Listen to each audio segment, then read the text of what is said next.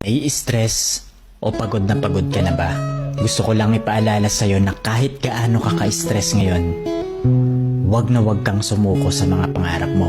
Kailangan mong tandaan parati na magtiwala ka sa progress na nangyayari sa buhay mo. Kahit alam ko na minsan sobrang hirap at sobrang nakakapagod na din talaga.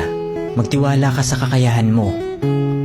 Ang dami mo nang nalagpasan na mga malalaking problema dati. Ngayon ka pa ba susuko? Patuloy ka lang na lumaban.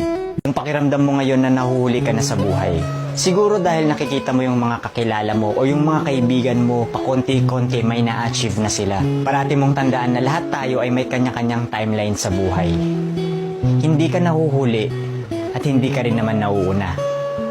Kung nasaan ka man ngayon sa buhay mo, yan ang lesson at experience na kailangan mong pagdaanan ngayon. Lahat tayo ay may sariling kwento sa buhay na makaka-inspire ng ibang tao. Sarili mong kwento yan.